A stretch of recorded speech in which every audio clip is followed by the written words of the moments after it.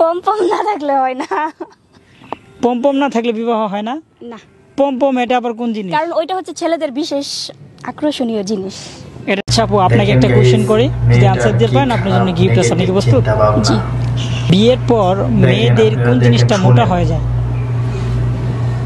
কোন জিনিস মোটা হয়? হ্যাঁ। মোটা হয় কিনা জানি না, কিন্তু বড় হয়ে যায় এটা জানি। কথা কি বড় হয়ে যায়?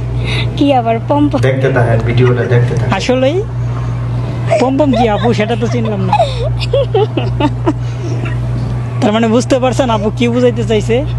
আর কি মোটা হয়ে যায়? মেয়েদের ব্যাক সাইড মোটা হয়ে যায়। গাইস আপনারা বুঝছেন যে বিয়ের পর মেয়েদের নাকি ব্যাক সাইড মোটা হয়ে যায়। আপনাদের কি মনে হয় অবশ্যই কমেন্ট করে জানাবেন। আচ্ছা, আমরা পরবর্তী কোয়েশ্চনে চলে যাই।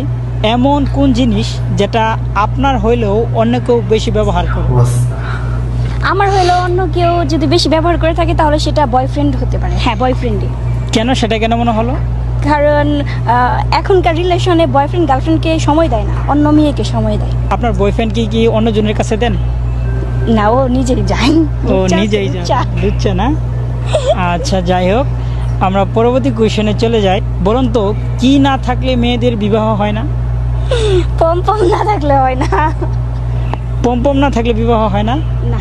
পমপম এটা আবার কোন জিনিস? কারণ ওইটা হচ্ছে ছেলেদের বিশেষ আকর্ষণীয় সম্পূর্ণ জিনিস। ভিডিওটা এটা না থাকলে বিয়ে হয় না? কি বলে না। ভিডিওটা দেখেন, বিয়ে হয় না। না আসলে দেখলে ছেলেরা কি বুঝবেন এটার না জন্য মেয়েটা বিয়ে কি করে? বলে, আপনাদের কি মনে হয় অবশ্যই কমেন্ট করে জানাবেন। আচ্ছা, আপনার কাছে কি তাই মনে হয় যে পমপম না থাকলে বিয়ে হবে না? জি, আমার কাছে ওইটাই মনে হয়। আচ্ছা, আপনি কি পমপম আছে? দেখতেছেন না? আসলে আমি তো পমপম চিনি না, এর জন্য জিজ্ঞেস করছিলাম আর কি। তাই নাকি? তাহলে ভাবিকে যে জিজ্ঞেস করেন পমপম কি। আমার তো বউ নাই। সিঙ্গেল? হ্যাঁ। ওয়াও।